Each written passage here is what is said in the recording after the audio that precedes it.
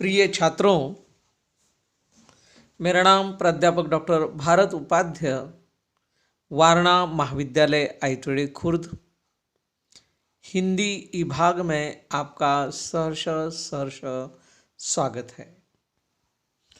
आज हम पत्र लेखन को देखेंगे।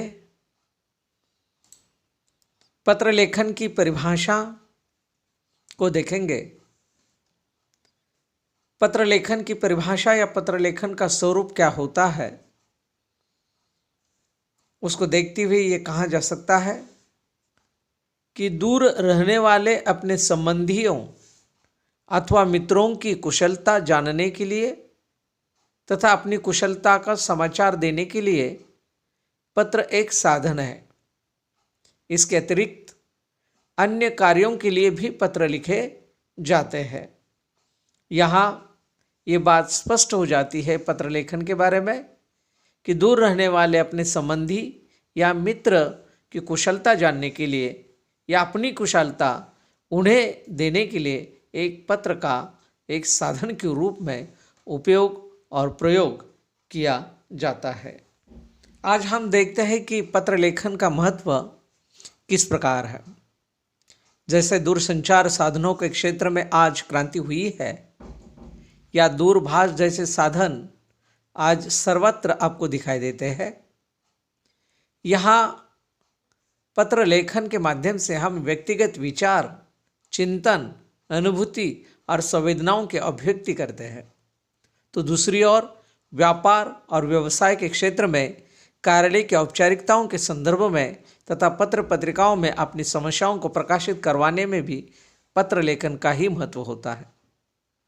अतएव इस युग में पत्र लेखन का भी विशेष महत्व यहाँ पर दिखाई देता है। पत्र लेखन की एक कला है। जैसे हम देखते हैं कि आधुनिक युग में पत्र लेखन को एक कला की संज्ञा दी गई। पत्र लेखन एक लेखक की भावनाओं का रूप होता है, उसका व्यक्तित्व भी उभरता है। पत्र लेखन के चरित्र, दृष्टिकोण, संस्कार, मानसिक स्थिति, आचरण इत्यादि सभी एक साथ पत्र लेखन में दृष्टिगोचर दिखाई देते हैं। पत्र लेखन में जैसे मैंने कहा कि अभिव्यक्ति होती है, ये पत्र लेखन में सामाजिक तथा साहित्यिक पत्रों में ये अभिव्यक्ति अधिकतर मात्रा में आपको दिखाई देती है। यही बात होती है कि पत्र लेखन एक कला के रूप में हमारे सामने आ जाती है। हम देखते हैं कि पत्रों के भी प्रकार होते हैं। पत्रों को विषय, वस्तु एवं शैली के आधार पर दो वर्गों में वर्गीकृत उन्हें हम कर सकते हैं। जैसे एक औपचारिक पत्र होता है और दूसरा अनौपचारिक पत्र। ये दो पत्रों के बारे में हम थोड़े से आगे चलकर विस्तार में बात करेंगे। सबसे पहले हम देखेंगे औपचारिक पत्र।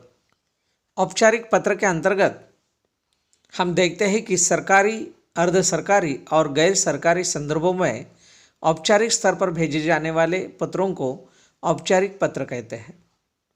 इसमें व्यावसायिक, कार्यालय और सामान्य जीवन व्यवहार के संदर्भ में लिखने जाने वाले पत्रों को शामिल किया जा सकता है। इन पत्रों में संक्षिप्तता, स्पष्टता और स्वतः पूर्णता की अपेक्षा रहती है। सरकारी, अर्ध सरकारी और व्यावसायिक संदर्भों में लिखे जाने वाले ये पत्र बहुत ही महत्वपूर्ण होते हैं। सामान्य जीवन व्यवहार करें या अन्य विशिष्ट संदर्भों में लिखे जाने वाले पत्र भी औपचारिक पत्र के अंतर्गत आते हैं।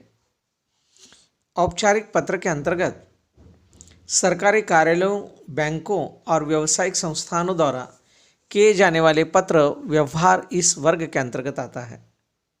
विभिन्न पदों के लिए लिखे गए आवेदन पत्र भी इस श्रेणी में आते हैं। औपचारिक पत्र अधिकतर मात्रा में छात्र दशा में लिखे जाते हैं और अलग अलग जगहों पर उसका उपयोग और प्रयोग किया जाता है।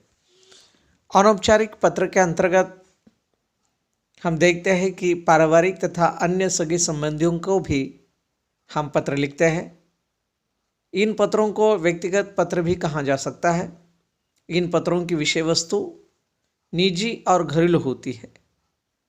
इनका स्वरूप संबंधों के आधार पर निर्धारित होता है और पत्रों की भाषा शैली प्रायः अनौपचारिक और आत्मीय होती है।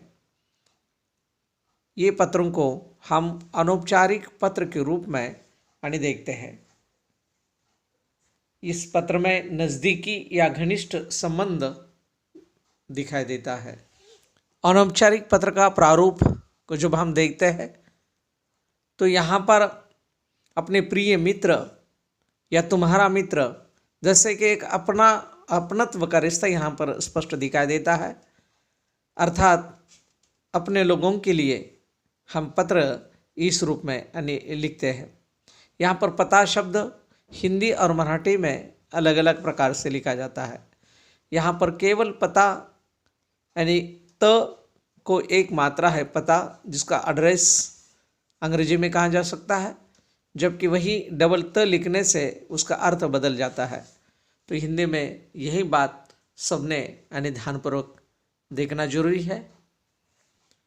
पत्र के अंग होते हैं, चाहे वो औपचारिक हो या अनौपचारिक पत्र हो।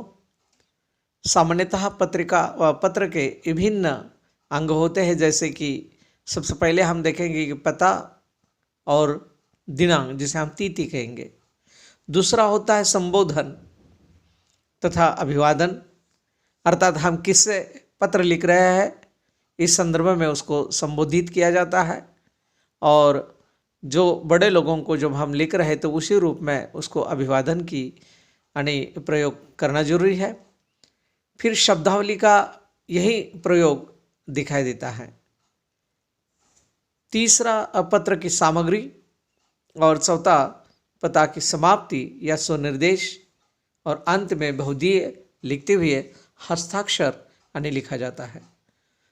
यहाँ पर हस्ताक्षर करते समय ये ध्यान रखना जरूरी है कि जो पत्र यहाँ पर लिख रहा है उनका हस्ताक्षर बहुधीय के रूप में यहाँ पर होना जरूरी है। तो ये पत्र के विभिन्न अंग है: पता, तिथि, संबोधन या अभिवादन, पत्र की सामग्री तथा पत्र की समाप्ति, स्वनिर्देश और हस्ताक्षर। पत्र के अंग में जैसे हमने देखा कि पता और तिथि, पत्र के बाईं और कोने में पत्र लेखक का पता लिखा जाता है और उसके नीचे तिथि दी जाती है। जैसे दूसरा जो अंग हमने बताया कि संबोधन तथा अभिवादन, जब हम किसी को पत्र लिखना शुरू करते हैं तो उस व्यक्ति के लिए किसी नाम या किसी संबोधन शब्द का प्रयोग किया जाता है। जैसे बड़े यदि अगर हो तो कोई पूज्य या श्रद्धेय, प्रिय, प्रियवर या मान्यवर हम लिखते हैं। प्रिय संबोधन का प्रयोग निम्नलिखित स्थितियों में यहाँ पर किया जाता है, जैसे अपने से छोटों के लिए या अपने बराबर वालों के लिए या घनिष्ठ व्यक्तियों के लिए, या औपचारिक स्थिति में भी कुछ अभिवादन का संबोधन का प्रयोग करते हैं, जैसे कि मान्यवर, प्रिय महोदय या महोदया, प्रिय या श्री, श्रीमती, सुश्री नाम या उपनाम भी हम लिख सकते हैं। तो ये सारे के सारे पत्र के विभिन्न अंग होते हैं। पत्र सामग्री के अंतर्गत पत्र अभिवादन के बाद की पत्र सामग्री देनी चाहती है। पत्र के माध्यम से जो भी हम कहना चाहते हैं या कहने जा रहे हैं वही पत्र की सामग्री कहलाती है। और चौथा जैसे हमने अंग बताया, पत्र की समाप्ति या स्वनिर्देश या हस्ताक्षर। अनौपचारिक पत्र के अंत में लिखने वाले और पाने वाले की आयु, अवस्था तथा गौरव गरिमा के अनुरूप स्वनिर्देश बदल जाते हैं, जैसे कि तुम्हारा, आपका, स्नेही, बहुधीय, आज्ञाकारी आदि शब्द का इस्तेमाल किया जा सकता है। जबकि औपचारिक पत्रों का अंत में हम ये कह सकते हैं कि बहुधीय, शुभेच्छुक आदि शब्द यहाँ पर होते हैं। ये पत्र की समाप्ति का चौथा अंग यहाँ पर कहा जा सकता है। अंत में हम पत्र लिखते समय प्रभावशाली पत्र कैसे लिखे या कैसे लिखा जाना ही चाहिए, इस बारे में थोड़ी सी चर्चा करेंगे। प्रभावशाली पत्र वही होते हैं जिनका हस्ताक्षर सुंदर तथा शुद्ध होता है। पत्र की भाषा सरल तथा वाक्य छोटे एवं असंदिग्ध होते हैं, जो आसानी से पढ़ते समय उस समझ में उनका अर्थ आ जाता है। पत्र के विषय को अलग अलग अनुच्छेद में लिखा जा सकता है। विषय की पुनरावृत्ति कभी नहीं होना चाहिए। बस एक बार विषय को प्रतिपादित कर दिया तो बार बार उस पत्र में उसकी पुनरावृत्ति नहीं होनी चाहिए। पांचवा जो भी उसका मुद्दा हम कहेंगे कि औपचारिकता को अधिक विस्तार से उसे नहीं लिखना चाहिए और आवश्यक बातों को प्राथमिकता देकर सबसे पहले यानी लिखा जाना चाहिए। जबकि पत्र में कभी कठिन भाषा एवं अपशब्दों का प्रयोग नहीं करना चाहिए। ये 6-7 जो मुद्दे हैं वो मुद्दों को यदि अगर आपने समझ लिया, उसको जान लिया, उसको पहचान लिया तो बिल्कुल आप प्रभावशाली पत्र बहुत ही सुंदर दृष्टि से लिख सकते हैं। इसके लिए कोई कठिनता, कोई यहाँ पर मतलब ऐसी जटिलता नहीं होती। इसलिए पत्र बहुत ही सुंदर और सरल यानी वहाँ पर लिखा जा सकता है और प्रभावशाली भी बन सकता है। तो प्रिय छात्रों, आज हमने पत्र लेखन के बारे में थोड़ी सी संक्षिप्त में बात कही। फिर मिलेंगे नई अध्याय के साथ। तब तक के लिए धन्यवाद।